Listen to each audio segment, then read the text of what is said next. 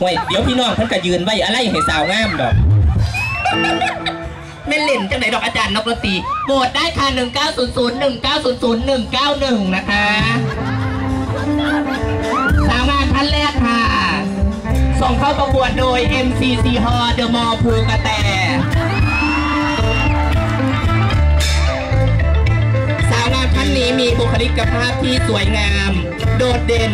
ดูจากสัดส่วน16 8นั่นคือสูตรปุ๋ยที่เธอรับประทานสาวงามท่านที่สองนะคะจากเทศบาลห้องแซงส่งเข้าประกวด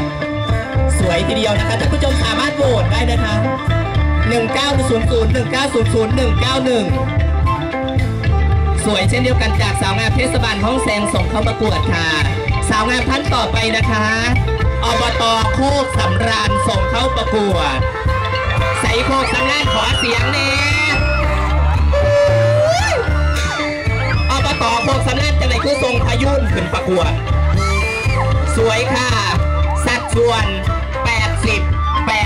80 น้ำหนักก่อนชก84 ปอนด์สาวงามท่านต่อไปค่ะจากอบต.กุดแห่ค่ะสาวงามนี้จากอบต.กุดแห่นะคะจากบ้านหินโง่นค่ะส่งเข้าประกวดสวยทีเดียวนะคะดูจากทรงผมค่ะบุคลิกท่าทางสวยงามและสาวงามท่านสุดท้าย